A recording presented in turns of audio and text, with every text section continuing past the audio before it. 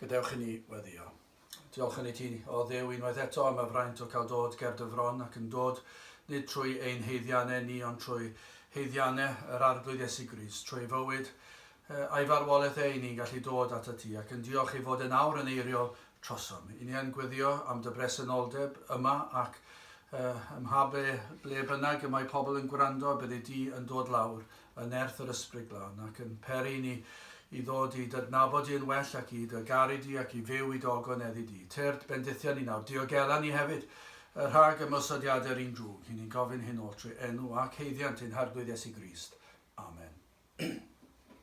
Gadewch ni ddarllen o Iago'r ail benod ac yn dechrau yn yr adnod gyntaf. Iago, yr ail benod ac yn dechrau darllen yn yr adnod gyntaf. Fy mrodyr, na fydded gennych ffydd ein harglwydd ni Iesu Grist, ef arglwydd y gogoniant gyda derbyn wyneb, o blegyd os daw i mewn i'ch cynulleidfa chwi ŵr a modrwy air mewn dillad gwychion a dyfod hefyd un tlawd mewn dillad gwael, ac edrych ohonoch ar yr hwn sydd yn gwisgo'r dillad gwychion a dywedyd wrtho, eistedd di yma mewn lle da, a dywedyd wrth y tlawd, saf di yma, neu eistedd yma i slaw fy ystol droi di. Onid ydych chwi dieddol ynoch eich hunain, ac onid eithoch yn farnwyr meddyliau drwg. Gwrandewch fy mrodyr anwyl, onid ywysod Duw dylodion y byd hwn yn gyfoethogion mewn ffydd ac yn etifeddion y deyrnas, yr hon a ddawodd efe i'r rhai sydd yn ei garu ef. Eithir chwythau a amharchasoch y tlawd, onid yw'r cyfoethogion yn eich gorthrymu chwi ac yn eich tynnu ger bron brawd leoedd. Onid ydynt hwy'n cablu'r enw rhagorol, yr hwnna elwyr arno chwi. Os cyflawni yr ydych y gyfraith frenhinol yn ôl yr ysgrythur, card y gymydog fel ti dy hun, da yr ydych yn gwneithir. Eithir os derbyn wyneb yr ydych yn gwneithir pechod, ac yn cael eich argyhoeddi gan y gyfraith megis troseddwyr. Cynnes pwy bynnag a gadwo'r gyfraith i gyd oll ac a ballo mewn un pwnc, y mae fe yn eog o'r cwbl. A bydde bendith Duw ar ei air sanctaidd ef. Chydig o gyhoeddiadau, os Duw a'i mynd, fe bydd na chydig o sylwadau ar emyn arall, neges byr, myfyrdodau ar emynau, fe fydd honno i fyny ar y we gobeithio yn fuan. Hefyd, ar y sil am hanner awr wedi 3, fe fydd na oedfa pregethu'r Efengyl. Felly, emyn, astudiaeth feibledd ac hefyd oedfa bregethu ar gael ar y we. Wel, heddi, i ni'n parhau ar llyfr J.C. Ryle, Holiness, llyfr Saesneg, ond i ni yn, wrth gwrs, yn dysgu gwersi ohono fe ac yn gallu gweld pwysigrwydd y pwnc yma yn yr oes yma. J.C. Ryle yn dweud mor bwysig oedd y pwnc yma sancteiddrwydd yn ei oes e, wel mae'n bwysig bob oes. Ond mae'n rhyfeddol sut mae pethau mae J.C. Ryle yn dweud oedd mor berthnasol pryd hynny ac yw e heddiw. I ni'n gweld bod yna wersi mor bwysig ac falle un o'r rhai pwysicau yw'r benod gyntaf i ni wedi yn barod edrych ar y cyflwyniad, ond nawr yn dechrau ar y llyfr go iawn, y benod gyntaf sef Pechod. Ac mae J.C. Ryle yn pwysleisio mwyn deall sancteiddrwydd, rhaid deall yr athrawiaeth am bechod, ac falle mwy na deall yr athrawiaeth am bechod, profi yr athrawiaeth yma yn ymarferol, bod ni'n gwybod rhywbeth am y pwnc yma yn ymarferol. Hynny yw rhaid palu yn ddwfn mwyn adeiladu yn uchel, ni'n gwybod hynny, y ffynonellau, y ffynhonell, y rhaid cael y seiliau, mae rhaid cael dymder yn yr adeiladu, cyn bod ni'n gallu gweld yr adeilad yn mynd yn uwch, ac felly hefyd yn y byd ysbrydol i'r Cristion. Cam cyntaf y daith Gristnogol, y ceisio, y dod at Iesu Grist. Dyna beth sydd mor bwysig. Yw i ddiw o leo yr enaid i ddangos ein pechod i ni. Gai ofyn cyn i ni ddechrau, i ni wneud hwn yn berthnasol i ni ac mae'n wneud astudiaeth yn y pen yn unig yw e. Ydy ni wedi profi rhywbeth am yr argyhoeddiad o bechod? Ydy Duw wedi goleuo ein heneidiau ni o'n cyflwr? O beth i ni go iawn?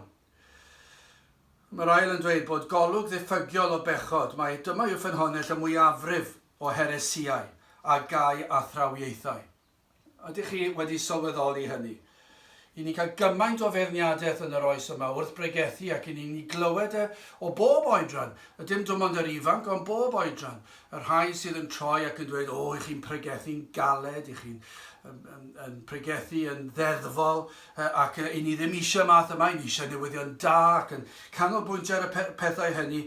Ac i ni'n gweld cyflwr yr eglwys wedi dirywio. Mae'n ddigon rwydd i ni i bwyntio bys yn yr oes yma ac yn gallu gweld edrychwch ar cyflwr y byd, ar gyflwr y byd. Mae'r byd wedi hen droi ar Dduw ac yn codi dwrn i fyny at Dduw. Ond be mae'r eglwys wedi wneud? Mae'r eglwys wedi wneud yr union yr un peth os nad yn waith na be mae'r byd yn ei wneud.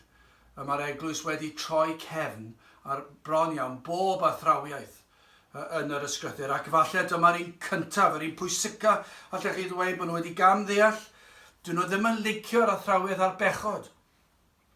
Dim syndod felly i rai fodloni ar Efengyl israddol, os nad ydynt wedi deall difrifoldeb pechod. Does dim syndod felly, os yw pobl yn dweud, o, dyna be ni eisiau yw cael oed fawn, llawn bywyd, llawn cyffro, pawb yn cymryd rhan, plant yn canu pob math o bethau, sy'n ots y dôn, sy'n ots os nad yw yn ysbrydol, sy'n ots os yw yn fydol, sy'n ots o'r pethau yna, dim ond bod ni'n cael pobl i ddod i mewn, ac os allwn ni gael nhw i wneud proffes eu bod nhw wedi credu. Dim ond dwedwch bod chi wedi credu, dyna be mae'r eglwys fodern yn ei ddweud. Does dim syndod bod yr eglwys yn bodloni ar y math yna o Efengyl, achos dydyn nhw ddim wedi deall difrifoldeb yr athrawiaeth a'r bechod. Dyw Efengyl ysgafn ddim yn achub. Dyw e ddim yn feibledd. Dyw e ddim yn ysgrythurol. Wel, gewn ni edrych ar y pwysigrwydd yma. Mae yna wahanol benawdau cyn i ni i addasu'r peth ac i ni edrych arno fe yn ein bywydau ni'n hunan. Wel, yn gyntaf, y diffiniad o bechod. Mae'r ail yn dweud bod mae pechod yw yr afiechyd moesol sydd yn effeithio holl ddynoliaeth. Beth bynnag ein statws, beth bynnag ein cefndir, ein cenedl ein iaith, mae'r afiechyd yn effeithio bob person a aned. Hynny yw ar wahân i'r arglwydd Iesu Grist ei hun. Pob un arall a aned yn bechaduriaid. Sym os ble i ni'n dod, o ble ni'n dod, o ba iaith i ni, sut fath o berson, neu personolaeth ni, ni'n gwybod un ffaith yn ôl yr ysgrythur, mae pawb yn dod yn fyr o goniant Duw. Pechod yw gwneud a dweud, meddwl, dychmygu, unrhyw beth nad yw yn cydymffurfio ag ewyllus Duw. Unrhyw beth sydd ddim yn cydymffurfio ag ewyllus Duw. Falle bod ni wedi dod i'r penderfyniad, o, dyw hwn ddim yr ddrwg, neu dydy'r peth arall ddim cweit mor wael a hynny wedi'r cyfan. Na, dim falle i ni'n dod i'r casgliad o beth yw pechod. Pechod yw unrhyw beth i ni'n ei ddweud, yn ei wneud, yn ei feddwl, yn ei ddychmygu, sydd yn groes i ewyllus Duw. 1 Ioan 3 adnod 4. Pob un ar sydd yn gwneithio'r pechod, sydd hefyd yn gwneithio'r anghyfraith, oblegyd anghyfraith yw pechod.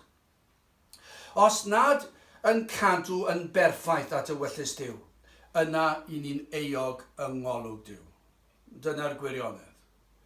Gall dorri cyfraith Duw yn ei galon, yn ei feddyliau, mae hwnna'n bosib ond dyw e, i ni'n gallu torri cyfraith Duw tu fewn wrth i ni fod yn dawel bach yn ei meddyliau ni'n hunan, heb wneud dim o'i le yn allanol, ond pechod yw hwnnw. Y mae Duw yn gweld, clywed ein meddyliau ni, mae'n gwybod beth sydd yn ein calonau ni. Felly, sdim rhaid i ni'n neud dim byd drwg. Fel petai ni'n gyrru yn rhy gyflym lawr y lôn. Ac bod rhywun yn camera ni'n dal ni ac yn y blaen. Wel, mae'r ffaith bod nhw ddim yn ein dal ni, ddim yn golygu bod ni'n ddi-euog, i ni'n euog, ni wedi torri'r gyfraith. Ond os i ni wedi gwneud rhywbeth o'i le yn y gyfraith, wel, i ni'n euog. Ond i ni'n gweld fan hyn, mae'r ysgrythur yn ddigon clir. Mae Duw yn gweld y cyfan, hyd yn oed os ni'n meddwl bod ni heb wneud dim byd. Bod ni heb i ddweud e, bod neb wedi'n dal ni, bod dim syniad gan unrhyw un bod fi wedi meddwl y fath beth. Ein ni yn euog o dorri'r gyfraith. Mae Duw wedi gweld, mae'n gwybod ein bod ni. Pechodau o esgelistod. I ni'n euog o'r heini. Mae yna ambell i bechod, i ni dylsen i fod wedi wneud rhywbeth ond benderfynon ni beidio i wneud e. mae e'n pechu, mae e'n mynd yn groes i wyllus Duw. Y wyllus Duw oedd i ni'n neud rhywbeth. Ond gwrthodon ni. Troion eraill, i ni'n gwneud pethau. I ni yn gwneud pethau, ac wrth gwrs yma'r hynna'n bechaderus hefyd yng ngolwg Duw. Mae'n bosib pechu hyd yn oed pan nad ydyn ni'n ymwybodol o bechod. Dydwch chi bod fi'n gyrru lawr y lôn to, a bod fi'n gyrru 100 milltir yr awr, ond dim ond 30 o'n i fod i wneud, ond doeddwn ni ddim wedi sylweddoli'r peth, o'n i wedi mynd i freuddwyd. Alla ddim dweud oedd yr heddlu. Wel, doeddwn ni ddim yn sylweddoli fy mod i'n gyrru felly, neu hyd yn oed yn gyrru lawr y lôn a ddim yn gwybod beth oedd y cyflymder yr rheol ar y pryd. A'r anwybodaeth, hwnna ddim yn ddigon, felly o'n i'm yn gwybod bod ni fod i gadw lawr i 60 pryd hyn neu 50. Dwi ddim yn gweithio felly. Os oes na gyfraith, fy lle fi yw i ddarganfod beth yw'r gyfraith, beth yw cyflymdra ar ba bynnag lôn yw e. Ac felly dwi ddim yn gallu dadle o fy anwybodaeth i. Ond yn sicr gyda Duw, mae pobl yn meddwl, wel, doeddwn ni ddim yn gwybod bod fi ddim fod i wneud hynny. O'n i ddim yn gwybod bod y math yna o anfoesoldeb yn torri cyfraith Duw. Doeddwn ddim yn gwybod bod y math yna o feddwdod yn torri cyfraith Duw. Doeddwn ddim yn gwybod bod colli tymer yn y sefyllfa yna yn torri yn erbyn cyfraith Duw. Nawr dwi'n gwybod popeth yn iawn. Na, anwybodaeth i ni'n eog. Does neb yn gallu troi rôn yn dweud doeddwn ni ddim yn gwybod. Mae'r pechodau hynny o anwybodaeth. Pan ni ddim yn ymwybodol bod ni wedi pechu. Ond mae pechod yn beth erchill, mae'n ddifrifol. Wel, gyda chi ni symud ymlaen, ffynhonnell, neu cychwyn pechod yn y lle cyntaf. Wel, yn fras i edrych ar hanes pechod, yn sicr byddai'r byd yn chwerthin ar yr athrawedd yma, yn gobeithio nad ydym ni yn chwerthin ar yr athrawedd yma. Dyma sut mae Satan wedi llwyddo'n diwedd. Mae wedi peri'r anghrediniaeth yma. Mae problem dyn yn anferth, yn fewnol. Dwi ddim yn dod o'r allanol o reidrwydd yn reiddiol. Mae'r pechod yno ni, nid oherwydd ein magwraeth, nid yw yn dod o weld enghreifftiau gwael a drwg bod rhan o hynny, wrth gwrs. Pan ni'n gweld pethau, ni'n dymuno copio nhw ac yn y blaen. Mae pechod yno wedi etifeddu o'n rhieni Addag Efa. Drychwch ar Genesis. Mae'r holl ffeithiau yna. Does dim cwestiwn, darllenwch mae'n gwbl glir, mae'n gwbl amlwg sut y dath pechod i'r byd. Pechodd Addag Efa. Fe ildio nhw'r temtasiwn i gymryd o'r ffrwyth. Ac oedd rheol wedi cael ei rhoi yn o peidiwch. Ac os newch chi, fe ddaw pechod. A fe wneithon nhw. Ac fe ddaw pechod. Genir ni yn bechaduriaid. Oherwydd y pechod yn Addag Efa, creu'r dyn ar lun a delw Duw, ond yna fe ddath y cwymp o berffeithrwydd, o gyfiawnder, fe syrthio dyn i gyflwr o bechod. A nawr, beth ni'n gweld? Ni'n ei weld mae'n gwbl glir o'r eiliad honno. Nawr mae'r gogwydd yn dyn tuag at bechod, at drygioni. Mae'r hanes yn ddigon glir, ac mae'r prawf yn ddiamheuol. Ers Genesis, i ni'n gweld reit trwy hanes y byd, dyna beth sydd yn wir, does dim un plentyn wedi eni. Ar wahân i Iesu Grist yn wyrthiol, ar wahân i hwnnw, dim un plentyn arall wedi eni, nad yw wedi effeithio gan bechod, wedi lygru gan bechod. Pob plentyn. Mae tuedd pawb ond dyn nhw i feddwl pan mae babi bach yn cael ei eni, ac mae hwn yn wir, mae'n hyfryd, mae'n gyffroes. Ac yn dweud y drychwch, y glendid, mae peth mor hyfryd. Ac mae does neb yn gwadu'r peth. Ac eto'r gwir amdani, yn yr enaid i ni'n gweld, mae yna bechod yno, yn yr un bach a aned.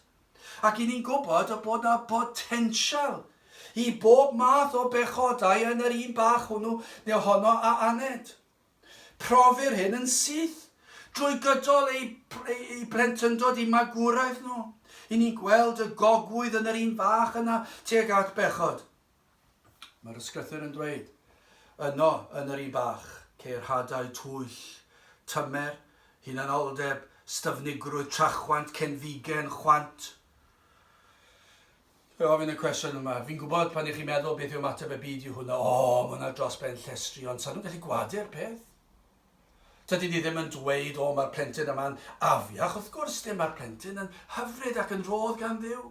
Ond beth ni'n dweud yw'r gwirionedd, yr hyn sydd yn enaid yr un bach o'r dyddiau cyntaf. Fe welwch chi bechod, fe welwch chi hunanoldeb, fe welwch chi hyn. Pwy ddysgodd y pethau hyn i'r plentyn?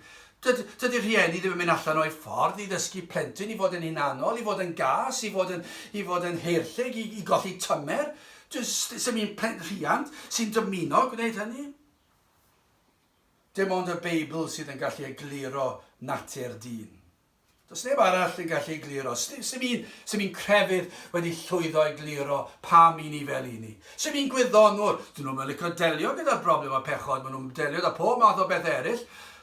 Ac eto gyd yn delio gyda pam fod dyn mor gas. Pam fod dyn mor hunanol, pam fod na ryfeloedd, pam i ni'n colli tymer, pam i ni'n cwyryla, pam i ni'n deffro'n y bore'n flin. Dyn nhw ddim yn gallu dweud.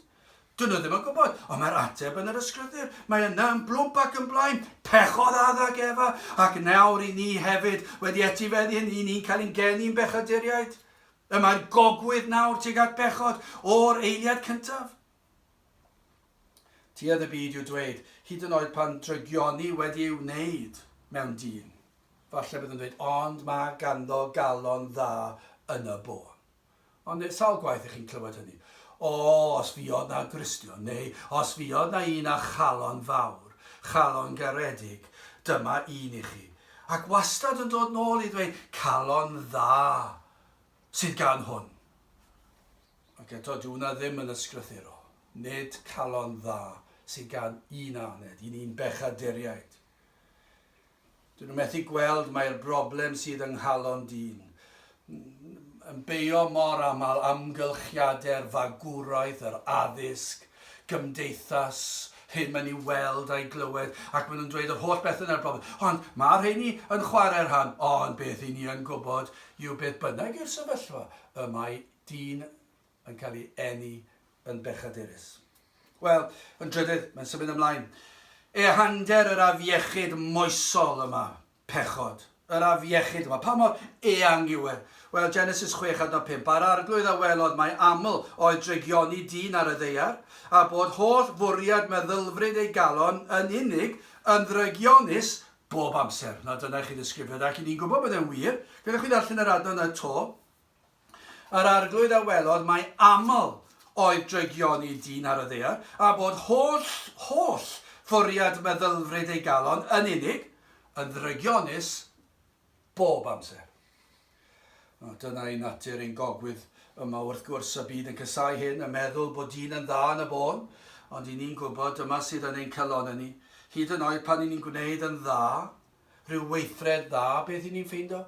Bod na falchder tu ôl i'r cyfan, bod na bwrpas eisiau rhywun i cael gwybod, o, i ni'n arbenigwyr yn dydyn ni. Hyd yn oed fel rhai sydd yn proffesu fod yn Gristnogion, i ni yn gwneud rhyw weithred dda, ond i ni eisiau gwneud yn siŵr fod lot fawr o bobl yn cael clywed am y weithred dda ni wedi wneud. Jeremia 17:9. Y galon sydd fwy eithwyll na dim, a drwg ddiobaith ydyw, pwy a'i hedwyn. Dyna beth sydd yn wir, mae'n calonau ni mor dwyllodrus. Mae pechod yma mor eang. Mae pechod yn llygru pob rhan ohonom. Cofiwch, nid yw yn golygu pob peth a wnawn yn gwbl ddrygionus. Mae rhaid i bod yn ofalus. Dyw'r pechod yma ddim yn golygu fod pob un gweithred i ni'n neud yw'r peth gweitha. Fel beth ni'n gallu lladd pobl ac yn gwneud ar pob math o'r erchylltra mwyaf posib. Wrth gwrs, ddim yn golygu hynny, ond be mae yn ei olygu yw fod pechod yn llygru pob rhan ohonom. Fel y darlun i ni mor gyfarwydd yna, cael gwydyr o ddŵr pur glân. Ac yna rwch mymryn bach o wenwyn neu mymryn bach o inc o ran i beri bod chi'n gallu weld e. A chi'n gweld yr inc yn gyntaf yn mynd trwy'r dŵr ac yn ansetlo, ac falle bod chi'n mynd i weld e. Ond chi'n gwybod bod e wedi llygru'r cyfan. Os mae gwenwyn oedd e, fyddwch chi byth yn mynd trwy yfed y dŵr mwyach. Achos nawr chi'n gwybod, gallwch chi farw os ywch chi yfed y dŵr. Ond mymryn bach oedd e o gymharu'r holl wydyr o ddŵr. Na, mae wedi lygru. Ond dyna beth yw pechod, mae'n llygru pob rhan o'r person. Mae'n llygru ein deall ni, ein serchiadau ni, ein ewyllus ni wedi lygru. Ein cydwybod ni wedi lygru, ni methu dibynnu ar ein cydwybod ni dim mwy. Mae'r byd yn dibynnu ar ei cydwybod. Ond pam bod nhw'n gwneud hynny? Achos mae pechod wedi llygru eu cydwybod nhw. Ceir gorchydd o gwrteisi falle, moesol arwynebol yn gorchuddio'n bywydau ni, yn cuddio'r hyn sydd yn ymderau'r enaid. I ni wedi dod yn arbenigwyr yn gallu cuddio rhyw fath o flanced, rhyw orchydd yn cuddio'r hyn sydd yn ein calonau ni. Ond beth sy'n mor bwysig yw bod ni'n deall bod ein calonau ni'n frwnt, yn bechadurus, gweld elfennau o ddaioni mewn dyn, ac hefyd mewn cymdeithas. I ni'n gweld yn diwedd. Falle dyma sy'n dangos erchylltra pechod. I ni'n gweld yr elfennau da hynny mewn cymdeithas, falle y myd y celfeddydau. Llawer o gerddoriaeth hyfryd wedi gyfansoddi, lluniau hyfryd wedi peintio. Gwyddoniaeth, mae gwyddoniaeth yn anhygoel. Os yw hoffwn ni betawn ni yn gwyddoniaeth, i gallu deall gymaint am rhyfeddodau creadigedd Duw, ond mae dyn wedi lygru yn hynny yn Duw. Maen nhw wedi sbwylo gwyddoniaeth mewn ambell i le, achos maen nhw'n dweud nad oes na Dduw. A na Duw sydd wedi creu y byd. Ond dychmygwch gallu bod yn wyddonydd a gweld rhyfeddodau'r byd natur a gwybod mae o llaw Duw yw. Mae Duw wedi rhoi y pethau hyfryd, llenyddiaeth, ac mae dyn wedi ysgrifennu llawer o bethau hyfryd. Ond ni wedi gweld sut mae pechod, effaith pechod wedi dinistio'r pethau hyn, dinistio cerddoriaeth, dinistio celf, dinistio gwyddoniaeth, dinistio llenyddiaeth. Ond gwir amdani, canlyniad pechod wedi llygru'r cyfan, ond hefyd y mae dyn yn gwbl farw yn y pethau mwyaf pwysig. I ni'n gwybod bod yna elfennau da. I ni'n gwybod bod yna elfennau da fel cymdeithas, ond sut y mae pechod wedi sbwylo gymaint o'r rheini. Ond beth i ni hefyd yn gwybod, y mae pechod wedi peri fod yr enaid yn farw. Dydyn ni ddim yn deall materion ysbrydol. Ni'n gweld athrawiaeth y Beibl drwy'r amser yn amlygu hun, ond chi ddim yn gallu gwadu athrawiaeth y Beibl. Does neb wedi gallu, does neb wedi llwyddo, a fyddan nhw beth chwaith.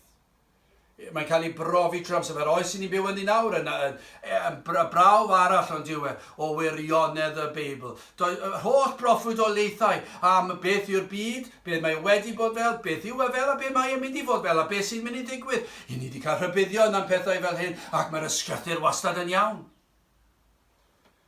Gwelir llygredd pechod. Dyn ar y naill law yn gallu gwneud rhyfeddodau fel cyfansoddi a peintio a cerddoriaeth a adeiladu pethau rhyfeddol, adeiladau mwyaf prydferth ar hyd y byd i gyd. A chi'n meddwl, sut na dyn hyn? Mae'r gallu ganddi, mae'n anhygol pan ni'n gweld y pethau yma. Y dyn yn gallu bod yn llawn dealltwriaeth o bob math o sefyllfaoedd, ac eto, mae dyn sydd yn gallu bod mor glyfar yn gallu syrthio i ddymderoedd chwant, pechod, cysineb a chenfigen. Prawf o hyn, eto prawf o athrawiaeth ac ehangder pechod.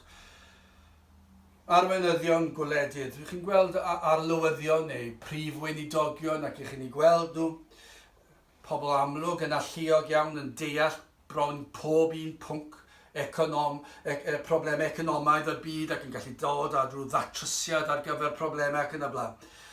Ac chi'n gweld nhw'n pwerus iawn, a lluog iawn. Ac yna mae rhywun yn darganfod bod nhw wedi bod yn anffyddlon i'w gwragedd neu gwir neu pwy bynnag. Ac chi'n meddwl, beth i chi wedi wneud? A mae ganddoch chi'r holl allu yma, ond i chi wedi ildio i chwant. Ac wedi bod yn anffyddlon, neu wedi gwneud rhywbeth na ddylsyn nhw. Chi'n clywed yn aml iawn am ryw wleidyddion, a pobl andros o glyfar. A popeth gen nhw cyflogau mawr, ac yna'n clywed bod nhw'n twyllo y bobl treth.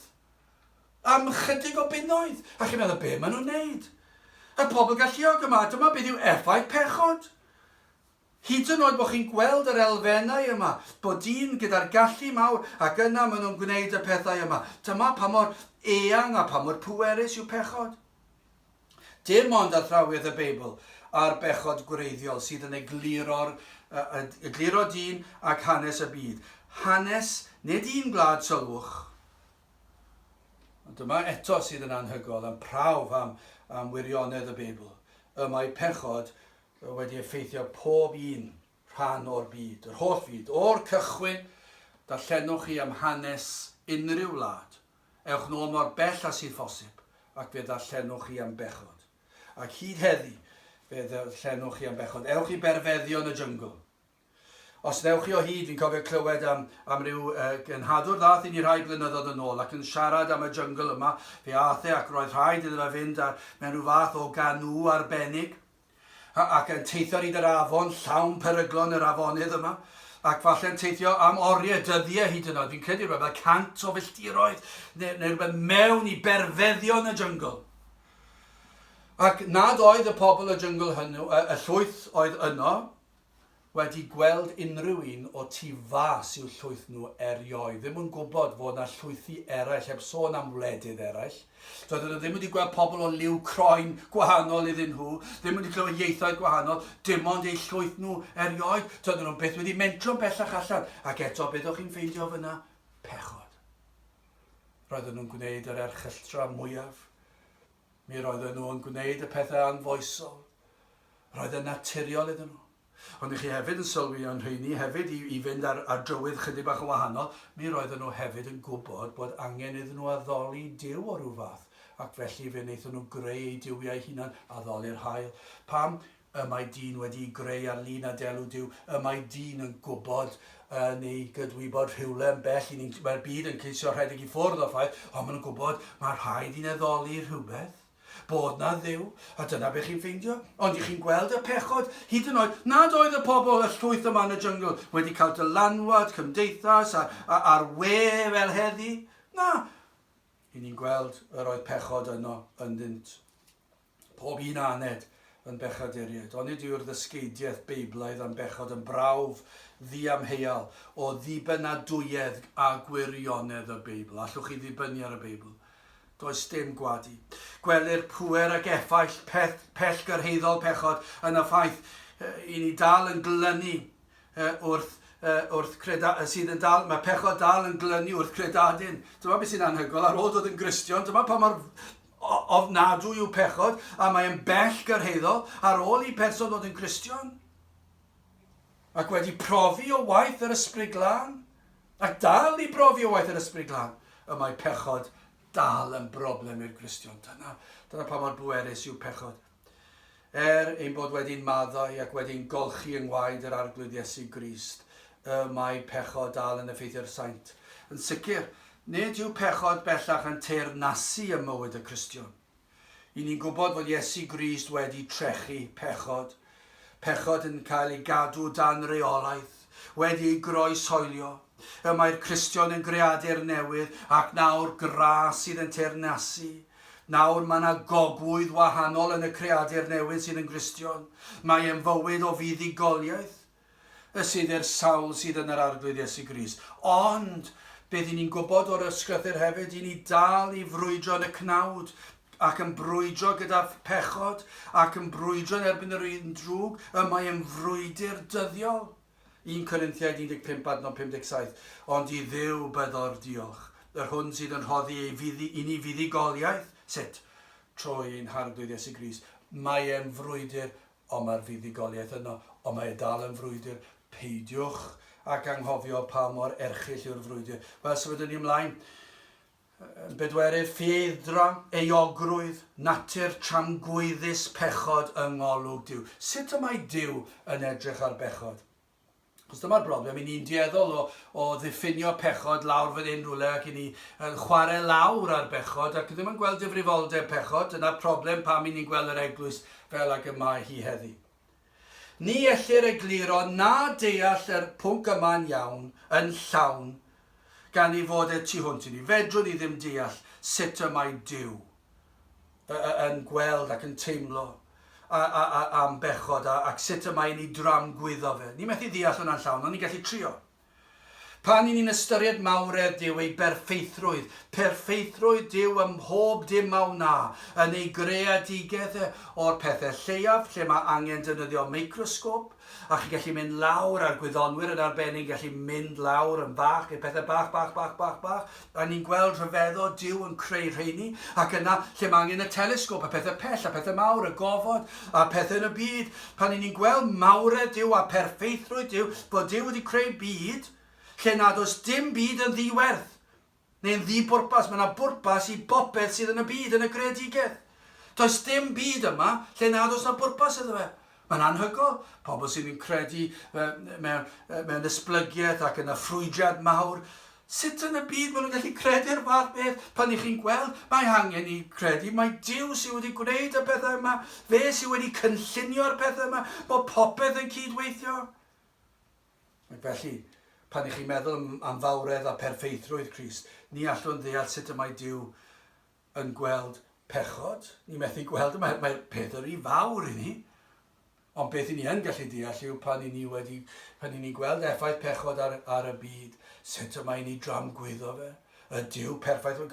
Adnodau yw'r ffordd gorau falle egluro fe. Jeremia 44 adnod 4. I mi anfon atoch fel holl weision y proffwydi, gan fore godi ac anfon i ddywedyd. Na newch a tolwg y ffieidbeth hyn, yr hwn sydd gas gen i fi. Mae Dyw wedi dweud wrthon ni, peidiwch â gwneud hwn. Mae'n gas gen i. Iago 2 adnod 10. Cynnes pwy bynnag a gadw ar gyfraith i gyd oll ac a ballo mewn un pwnc, y mae efo'n euog o'r cwbl. Rhufeiniaid 6 adnod 23. Cynnes cyflog pechod yw marwolaeth. Dyna pa mor ddifrifol yw e. Y mae Dyw wedi dod â barn ar bechod.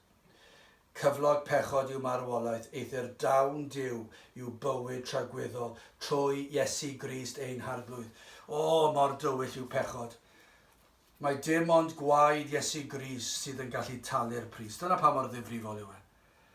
Pan byddwn ni yn rhagwyddoldeb, fe fyddwn yn rhyfeddu at erchylltra pechod. Faint o gost oedd e Iesu Grist i dywall ei waed ar hyn a ddioddefodd e. Dioddefodd e golledigaeth i'w holl bobl. Dyna chi gosb, dyna chi erchylltra pechod wedi peri hyn.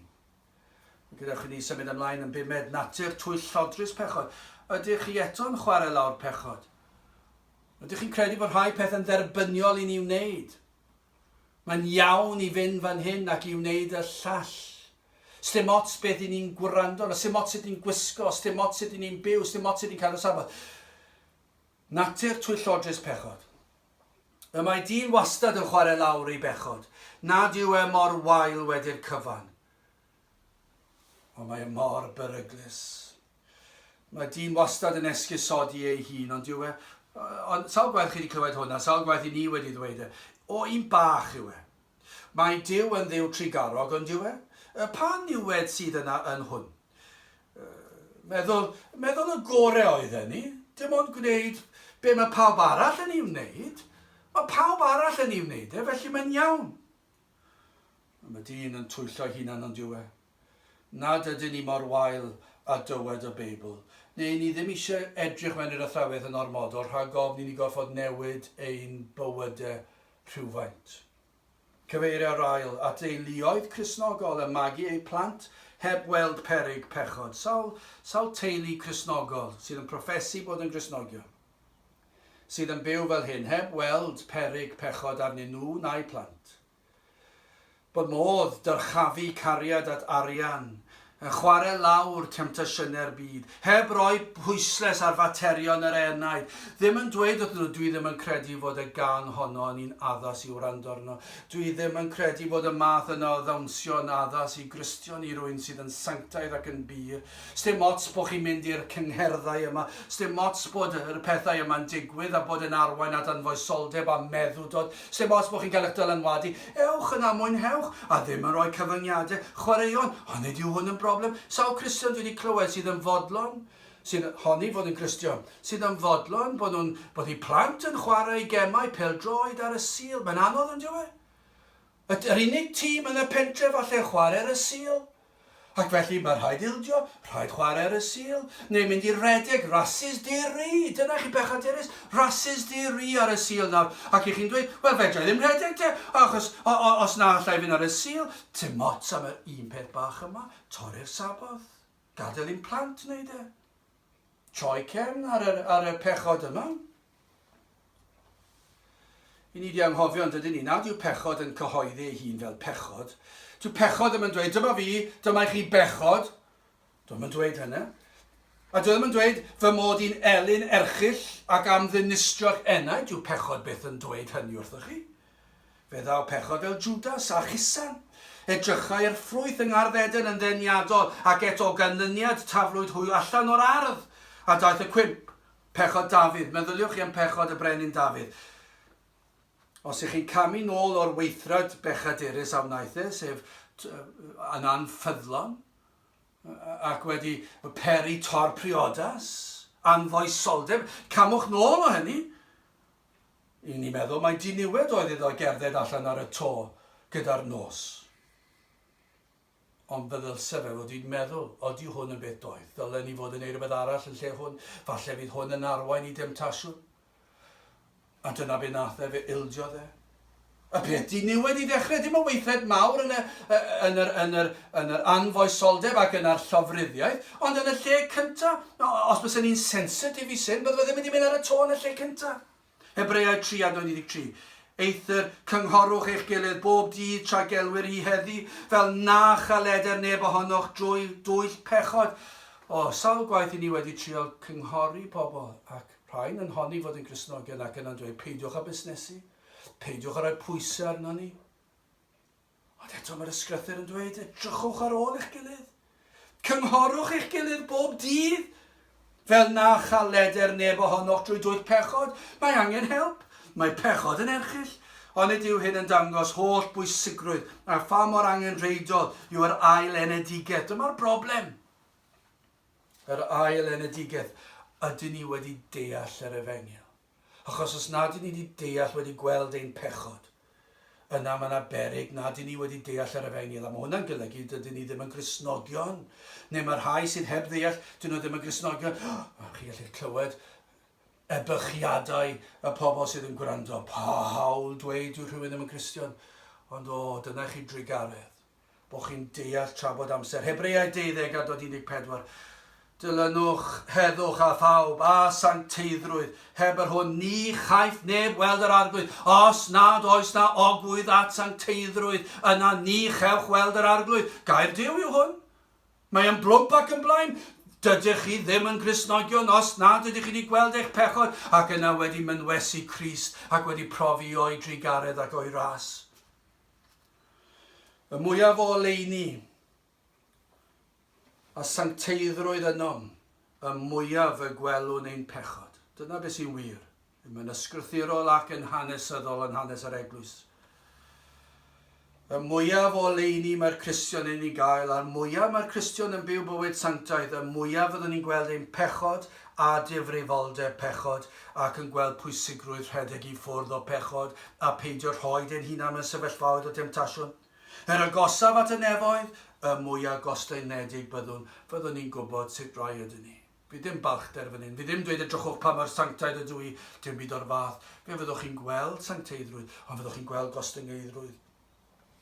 Ond ni ddylsem ni fod yn llawenhau mwy a diolch yn fwy am iachawdwriaeth pan ni wedi gweld ein pechod, yn rhyfeddu bod iachawdwriaeth yn bosib, bod meddyginiaeth wedi ddarparu, fod Iesu Grist wedi darparu'r ffordd y gallwn dderbyn maddeuant. Ond ni ddyle hyn fod yn wir. Prawf ein bod ni wedi gweld ein pechod ac wedi profi ar gyhoeddiad o bechod ac yna wedi dod a wedi gweld be mae Iesu Grist wedi gwneud drosom. Prawf o hyn yw bywyd o ddiolch. Dim wastad yn chwilio am esgus i fod yn fydol ac i bechu, ond wastad yn chwilio am ffordd i fod yn sanctaidd ac i fod yn bir. Wel, gyda chi ni symud ymlaen nawr i orffen yr rhan olaf o'r benod. Mae yna rhyw fath o nodiadau ymarferol i gymhwyso yr athrawiaeth i ni wedi i weld yn barod. Wel, mae'r ail yn dweud hyn. Yr ateb i'r sefyllfa ni'n ei wynebu heddi, mae'n mor hyfedd. Mae fel petai JC Ryle wedi gweld cyflwr yr eglwys heddi. Mae fel petai yma, pan i chi'n darllenwch y llyfr, fe ges i e-bost gan rwy'n dwi ddim yn gwybod os ydyn nhw wedi sylwi ar y pryd fy mod i'n gwneud yr astudiaethau yma, ond ges i e-bost gan rhywun yn dweud am modd i gael y llyfrau ar y cyfrifiadur gyda pethau fel Kindle. Dwi ddim yn siŵr da chi ewch amdani mewn reit rhad yn ôl pob sôn gweithiau JC Ryle. Darllenwch y llyfr, achos fe welwch chi, mae'n rhyfeddol, mae fel petai yn byw heddi. Achos mae'n dweud yr ateb yw sefyllfa fe, sef pobl yn chwarae lawr pechod a bydolrwydd yn rhemp. Yr ateb i'r broblem roedd e'n ei wynebu yw'r athrawiaeth feiblaidd a'r bechod. Deallwch eich pechod, deallwch pa mor erchyll yw pechod. Mae JC Ryle yn dweud hyn. Gwrandewch, mae fel petai yn dweud am heddiw, ond oedd yn dweud am ei oes e wrth gwrs. Mae llawer o Gristnogaeth heddiw, lle ni ellir ei disgrifio'n gwbl anghywir, ac eto, nid yw y cyfan yno. Ceir ynddo rhywbeth am Iesu Grist, rhywbeth am ras, ac am ffydd, ac am edifeirwch, ac am sancteiddrwydd, ond nid yw yr hyn a geir yn y Beibl. Maen nhw'n sôn, ond nid yw yn union beth ni'n gweld heddi. Mae'r byd efengyledd fodern. I ni methu dweud nhw ddim yn sôn am Grist, ac Efengyl o ryw fath. A dyn nhw ddim yn cyffwrdd ar ffydd a gras ac edifeirwch a sancteiddrwydd. Wrth gwrs bod nhw. Ond mae yna rhywbeth o'i le. Dwi ddim cweit yn canu'n byd fel gwydyr. Pan chi'n gwybod, neu gwpan, pan chi'n codi'r cwpan lan i'r gwydyr, a chi'n ei daro fe, a pan mae popeth yn iawn a does dim crac yn di, a mae'n canu'n byd, ond mae yna rhyw fath o sain pan mae yna rhyw doriad yn y gwydyr. Ac felly gyda'r eglwys heddi, mae'r geirfa yno i bwynt, ond mae yna rhywbeth o'i le. I chi'n ei weld yn y bywyd. I chi'n gweld does dim cyfyngiadau ar fydolrwydd. Dwi wedi gweld ambell i Gristion. I chi'n meddwl maen nhw'n fwy bydol na'r byd. A chi'n meddwl ar eglwysi mae haddoliad nhw'n fwy bydol na chi'n cael mewn cyngherddau. A ddim y safon fel mae'r byd yn i'w wneud e. Ac mae'n driennus. Mae'r byd wedi dod mewn i'r eglwys fel y Darllen. Mi'n cofio clywed yr Darllen yma'n cael ei roi fel llong danfor. Mae llong danfor fod yng nghanol y môr. Yn sicr chi, dyna le mae fod. Mae'r Cristion fod yn y byd, i ni'n byw yn y byd. Ond beth oedd yr Darllen yn dweud, yr eiliad mae'r môr yn mynd mewn i'r llong danfor, mae yna broblem a suddo. Ac felly gyda'r Cristion, yr eiliad mae'r byd a'i bethau'n dod mewn i'r Cristion, neu mewn i'r eglwys, mae'n ei suddo, dyn ni ddim yn ymddwyn fel ag y dylse ni. A dyna beth ni'n gweld heddi. Nid yw'r eglwys yn hyn y dylse fod. Mewn addoliad, mewn athrawiaeth hyd yn oed, bod y geirfa yna i bwynt, ond dyw e ddim na'n llawn. Ac mewn gweithred, dyw e ddim na. Ni fydd y neidiau yn cerdded y llwybr cil sanctaidd, os nad yn gyntaf wedi gweld ei pechod a'i tynged. Dyna beth i ni'n gwybod. Fydd dim sancteiddrwydd. Hyd nes ein bod ni wedi gweld ein pechod. Rhufeiniau 3:20. Am hynny, trwy weithredoedd y ddeddf, ni chyfiawnheir un cnawd yn ei olwg ef, canis trwy'r ddeddf y mae adnabod pechod. Mae'n rhaid pregethu'r ddeddf. Dwi ddim yn hawl, dwi ddim yn neis ar y degau. A ni'n gwybod bod nad yw'r byd yn hoffi pregethu fel hyn. Yn sicr, dyw'r byd ddim yn hoffi pregethu fel hyn. Ond dyw'r eglwys fodern ddim yn ei hoffi.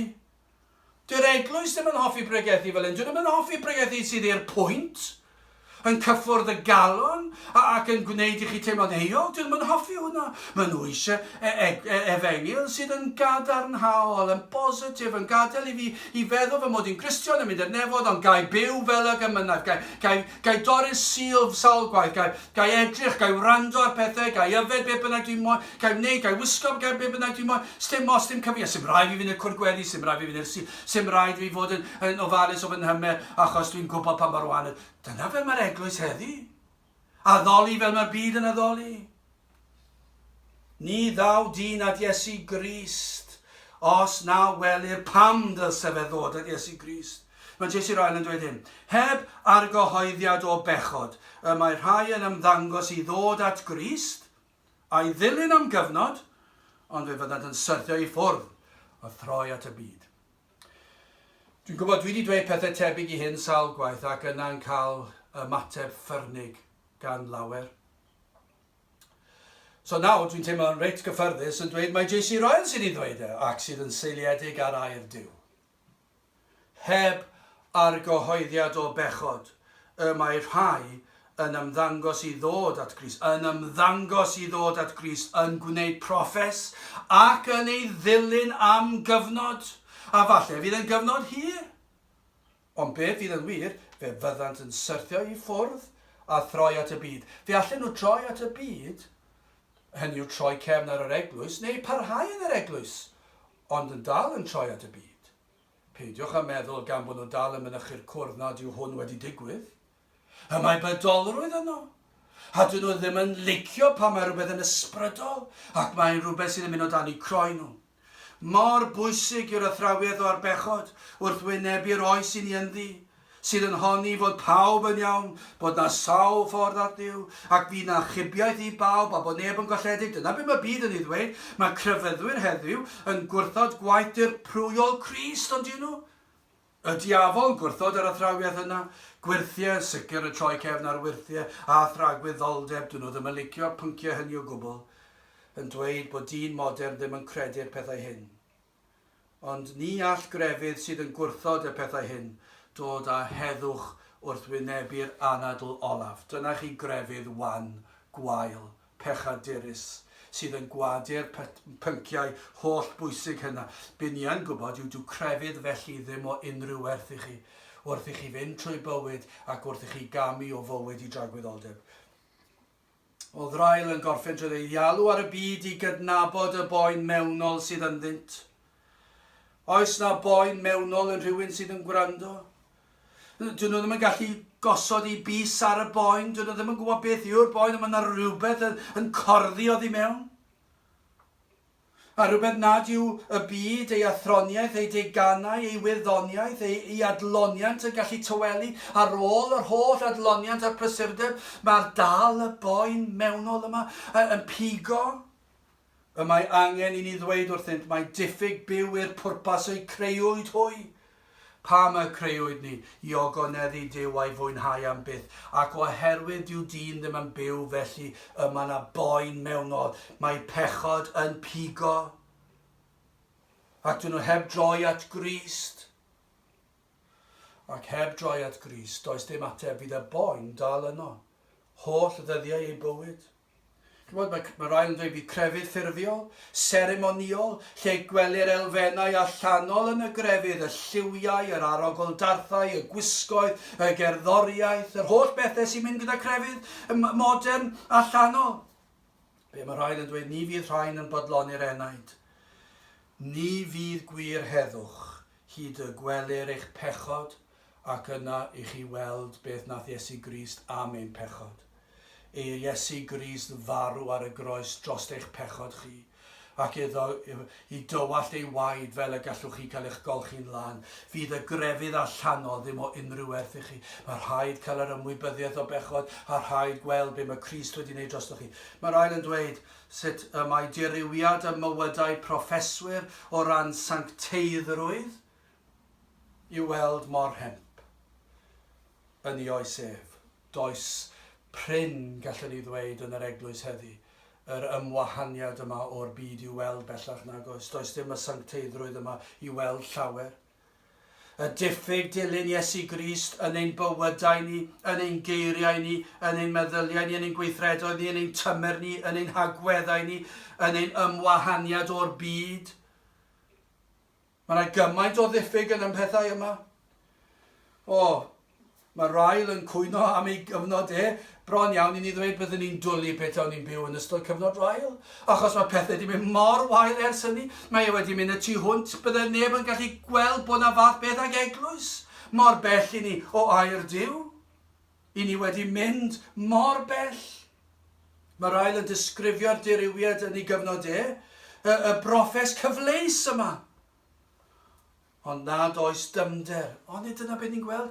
Mae mor hwydd heddi, mae pobl yn dweud, os ych chi wedi dweud y weddi, os ych chi wedi gwneud proffes, dwedwch bod chi'n credu yma popeth yn iawn. Ond yn anwybyddu'r profiad o argoediad o bechod, a troi mewn edifeirwch. Neu yn chwarae lawr ar y profiad, os ti'n gallu cydnabod bod ti'n bechadur yna popeth yn iawn. Mae yna rhyw broffes cyfleus, ond dyna beth oedd yr ail yn ei ddisgrifio. Does dim dymder yma, y mae materoliaeth wedi dod, pleser yn y byd, mwynhad o fywyd o esmwythra, a mae'r hyn oll yn arwain at fedolrwydd. Dywed rael sut i'r ysbryd glân gael ei drysthau gan safon bywyd proffeswyr. Beth byddai rael yn dweud am heddi? Amhosib dweud y gwahaniaeth rhwng y byd a'r eglwys. Mae yna alw arnom yn does na i edifarhau. I weld cymaint fod Iesu Grist wedi wneud trosom, y pris a dalodd am ein pechod ni. Mae yna le gan ni fel rhai sydd yn proffesu i edifarhau am y ffaith i ni adael i bechod i gael gymaint o ddylanwad. Nad ydyn ni'n gweld difrifoldeb pechod.